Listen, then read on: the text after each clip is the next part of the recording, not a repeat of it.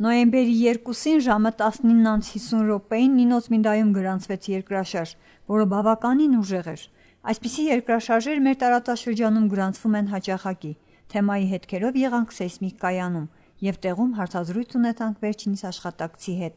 ով մանրամասն ներկայացրեց կայանի աշխատանքային պրոցեսի մասին։ Կապը մակտիկում կապն է, եթե Թբիլիսի սեյսմիկ մոնիտորինգ կենտրոն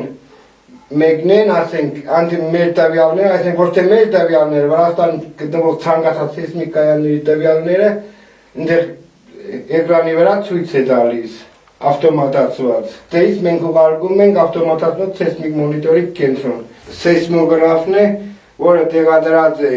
մայրապարի վրա, մայրապարից անմիջապես ֆիքսում է ցնցումները։ Իսկ սա արդեն համակարգիչն է, համակարգիչը միացված է էլեկտրական բատարեյով, ասենք զիգոր արդեն հոսանքորչերն է, արդեն անմիջապես միանակ ակումուլյատորը։ Չնայած ավերվածություններ համարյա թե չեն գրանցվում, բայց այնուամենայնիվ պետք է ուշադիր լինել շենք շինություններ կառուցելու հարցում ու իմանալ նաև երկրաշարժի ընթացքում սահմանված կանոնները։ Հայաստան-Վրաստան սահմանից 6 կիլոմետր հեռավորության վրա օջախի 15 կիլոմետր խորությունով տեղի է ունեցել 4.7 մագնիտուդ ուժգնությունով երկրաշարժ։ Երկրաշարժերը հիմնականում տեղի են ունենում օջախի 15 կիլոմետր խորությունով տարբեր տեսակի ապարներ կա, սալիկներ կա։ Սալիկների ապարների տեղաշարժով տեղի է ունենում երկրաշարժ։ Մեր Ջավախ լեռնաշխարհը հանդիսանում է 8 բալանոց երկրաշարժային գոտի։ Առայժմ չկա վթարային բան չկա։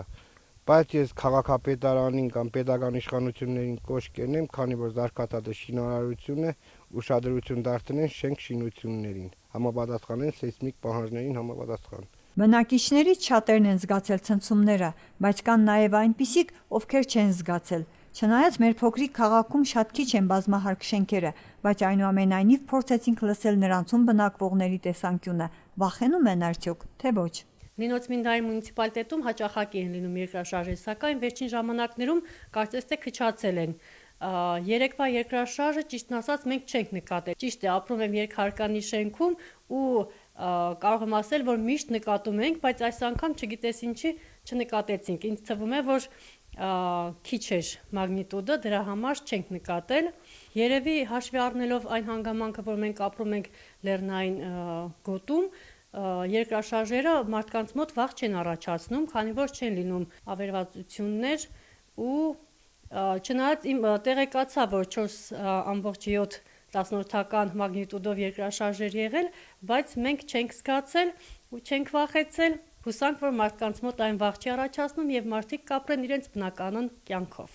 Ջավախքը լեռնային գոտի է ու այստեղ երկրաշարժեր բազմից են գրանցվում։ Պետք չէ վախենալ ու խուճապի մատնվել, քանի որ բնական երևույթ է ու ծանոթ է բոլորիս։